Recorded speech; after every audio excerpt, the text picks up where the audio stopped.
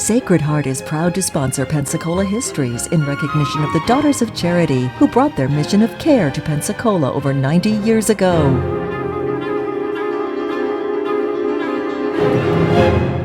Hello and welcome to our continuing story of Pensacola, North America's first place city. And in this series of episodes, we're talking about how care and compassion and its various outlets have come to our community. In the prior episodes, we've talked about the beginning of such things as the maritime hospitals, and then the creation of the poor farm and the pest house, the beginnings of child assistance with the Pearl Egan Home, and we passed through such agencies as the YMCA, the Salvation Army, the Red Cross, and then of course the opening of the community chest in 1924. And finally, last time we talked a little bit about the origin of our tuberculosis sanitarium out on West Leonard Street. And that's the way things were as we moved into the 1930s, the Depression years. Now, many who are still alive today will remember that in that period we had a new president, Franklin Delano Roosevelt, who had been stricken with poliomyelitis when he was a young man. This was back in 1920. And when he became president, of course, FDR gave great news coverage to polio and the problems it created. And so an organization was created to hold a campaign each year. This became known as the March of Dimes. And this was another compassionate outlet. This was where housewives, homemakers were organized into teams, and they literally went door to door asking for a 10-cent contribution for this campaign. And this began, as I say, about 1934. And it would continue on for many, many years. It was still actively involved here in the 1960s. Okay, as we moved into the latter part of the 1930s, polio was becoming a greater scourge. This isn't a session, of course, to talk much about health care and how it proceeded, but people were very, very concerned about it, and we continue to be so, and do all kinds of things we could to give care and help to families where they had young people, and most of the patients were quite young. And this would carry on, of course, well into the 1950s when the Salk vaccine was developed and all but ended the problem, at least here in the United States. We move into the 1940s, and by now we are beginning the medical science is beginning to develop what they call miracle drugs. We aren't quite the penicillin yet, but we had a few others that had been put on stream, and these were becoming effective against tuberculosis. And so across the state, the numbers of cases were coming down, and the state began to talk about closing the TB sanitariums that they had established one by one across the territory. And at this point, the Escambia County Medical Society, led by Dr. Sidney Kennedy, came forward working through the Escambia County Commission and asked the state to transfer the facilities here to the county and to make this make what had been the TB sanitarium into a general hospital. Now that didn't happen overnight, but by the time we reached the middle to end of the 1940s, Escambia General Hospital had been created, and it would continue on in one phase or another later with new facilities up until 1992. Well, as we moved toward the end of that decade, we began to see some other problems. One of them arose kind of by accident. Of course, this was a time in the late 40s when commercial fishing was still going on strongly, and we had a lot of traffic coming in here on commercial steamships. And a lady by the name of Mary Christian became very much concerned about this. And Miss Christian was working down on the waterfront, and she would come across these poor men lying in the weeds, insensitive from having just taken in a great deal of cheap wine. She said, "We have got to do something about that." Well, she was a member of a local church, and that church had a new pastor named Vernon Hosey. And she convinced Dr. Hosey to come down and take a look at this problem. And when they went down, and he said, "Well, this is terrible. What can we do?" Well, Miss Christian, she proposed doing something quite different. She said, "Let's see if we can't open a center that will take care of these people. If we could just get the use of a warehouse and a few beds, maybe we could bring them in, sober them up, and give them a Christian message and send them on their way better men." Well, Hosey was somewhat reluctant, but he finally agreed to pursue the idea. And one of the local fixtures of the time, Captain Benny Edmondson, who was in all sorts of waterfront activities, Benny agreed to lend them a warehouse right on the water for 6 months. And they did so. And so it was with that simple beginning and with lots of contributions from other members of their church that the Waterfront Rescue Mission was opened. The year is 1949, and so that mission started, and of course into the 21st century they still do a splendid work here for the homeless today. Almost exactly in the same year we have two other organizations beginning to take form. One of them came from a group of parents. These parents were the parents of children who had been born with a handicap which medical science found very difficult to fathom. Today we call it cerebral palsy, and basically we did a little book on them a few years ago. Cerebral palsy is a debilitating illness, and the parents were almost powerless. The doctors had little that they could do to help them, but this group began to come together, and they were led by a man named T.M. Lloyd. Mr. Lloyd was an undertaker here, a very, very successful one, and he had a daughter named Patricia who was so afflicted. And he along with a lady by the name of Marcel Dodson, whose husband was a physician, came together and said, we have got to do something to help other families who have this same problem. And so they began to work together, and step by step by step, they created an organization where the people came together to help fight and help other parents help themselves in dealing with cerebral palsy. And of course, that wonderful organization continues on today with a fine facility on Northeast Street.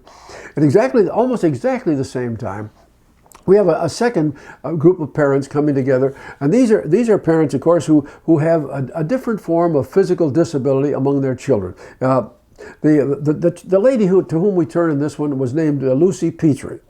Mrs. Petrie was a dynamo. She had a daughter who was seriously afflicted, but she discovered that there were many others in the community, other families with the same problem. So she began to put this group here, and this group, they began to gather them together, and along with several doctors. Dr. Edward Anderson was one of E.V. Anderson was one of those who helped a great deal, and they came together and began to put together a team to help one another. And so this was when they began. They finally got a charter and a name. And they called themselves the Association for Retarded Citizens. At first, we now call it today, it's ARC Gateway, as we look at it in the 21st century. And of course, their mission has broadly expanded ever since then, but they still do wonderful work, now not just working with children, but for others of all ages, and not only finding ways to help the families, but also finding ways or modest employment for some of those who are claim have problems. Well, about the same time, 1949, work begins out on the north side in the building of the Baptist Hospital.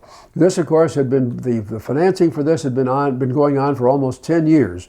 But in 1949, the founders from the First Baptist Church got the first Hill-Burton federal monies to assist them in their construction. They went to work, and then in October of 1951, the hospital opened. It was a 110-bed hospital, and it's kind of interesting to look back on that today, because that hospital, with its building, its land, and all of the equipment and the patient furnishings and so forth, was all put together for about $1,100,000. And today, in today's healthcare market, almost every brand new sophisticated piece of technology that comes along costs at least that much for that one item. But in any event, Baptist Hospital then dates itself from 1951 and has gone through many enlargements since then to proceed with its work. In 1957, the community chest decided that they wanted to make a change in their title and the way that they worked. And so the organization changed its name. It now joined what the rest of the country was doing. It became known as not the community chest anymore, but the United Fund. The idea here, of course, was to spread the campaign emphasis to larger employers. And locally, we have to tell the story a little bit of how they began. Because from that point forward, for the next half dozen or more years, the campaign began each year with a large fundraising luncheon. And all of the civic clubs of the community, men, women, others, all came together for one big meeting, and they always brought in a top-notch speaker from out of town. And this one meeting was the kickoff. And of course, the large employers were the downfield blocking for successful campaigns, and it worked. And at this point in time, the success of those funds were still sufficient to take care of most, not all, but most of the funding for many of the agencies. And of course, by now, the agencies are beginning to expand.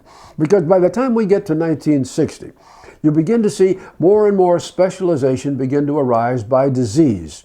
By 1960, you've got a national organization dealing with cancer, another with stroke, a third one with heart, a fourth one with diabetes, a fifth one with arthritis, and on, and the numbers continued. And of course, as each one came along, each had a special mission. Each one did then and does now wonderful work in helping research on each one of these problems. However, for the United Fund, this began to create an ongoing problem, because you can only raise, or they could only raise, so much money in their annual campaign. And every time you added a new agency here, you increase the size of the divisor. So each agency got a little bit less money. And as we move into the 1960s, of course, people now become more and more concerned about this. Now, as we proceed forward, and we get into the early 1960s, we begin to see more things develop, that the sort of thing that had begun in the early time with the Lions Club and the Kiwanis Club. These were specialty clinics, and all of these now, as we move into the 1960s, now become affiliated with Escambia General Hospital. They have facility there, and by the time we get into the 1960s, we also have a new element in medical practice here called the Pensacola Education Program. These were graduate interns and residents, and these men and women were here and could help man the clinics and so do a better job. So by the time we get to the end of the 1960s, we begin to see all sorts of wonderful things happening. Now, in the 60s also, two other things happened that we must never forget. By 1962, Sacred Heart Hospital realized that its old initial location along 12th Avenue was in an inappropriate location. Also, they knew that they had to be able to have more ground, and they also needed to have more area for specialization. So the sisters purchased land on North 9th Avenue, where Fairfield Drive is today, where Bio Boulevard is today, and they built the new phase one of the new Sacred Heart Hospital. That construction began in 1963. And when they moved, they took along there, of course, built a separate building for the nurse education program, and still another building to take care of people who needed after hospital care. And this, of course, became known as the Haven of Our Lady of Peace. So all of these things were put together on North 9th Avenue. Well, 2 years went by. And by the time we get to 1969, the sisters realized that by now, Pensacola Junior College had created a 2-year nursing program. And most young ladies who were going into that field, the ladies and gentlemen, I don't want to leave the gentlemen out, the gentlemen realized that they could get basically the same education in 2 years that they had been getting at Sacred Heart in 3. Sacred Heart's program was slipping, and so the sisters said, all right, we'll simply close it down. And they did. They locked the door, and that left, of course, a large structure that had been basically the dormitory, the home, the housing for the nurses. In that same year, a handful, six, I believe it was 6 pediatricians, came to the heads of Sacred Heart and said, look, there's a building here, and what we have wanted for years, if we could possibly get it, was a hospital devoted to the care of just children, nothing else. And the sisters pondered it for a while, and they said, we'll do it. And so, led by Dr. John Whitcomb and Dr. Reed Bell and several others, the Pensacola Children's Hospital came into being in 1969. So now we add that to the other hospitals which are functioning, and all the clinics that are here, and you can see one by one, we're adding elements of care and compassion to help the people of all strata here. Well, as all of that proceeded in that time, our hospital care was being supplemented, I should say, by another thing. In the middle 1960s, we were taking advantage of all of the great technical events, I guess is the right word, associated with the space program. And so the new era of medical technology was coming with all sorts of wonderful devices that could do so much more than people were able to have before. So now, in the era of care and compassion and your own health care and life survival and extension of life, all of this is being added to what we had before. So care and compassion continue to expand.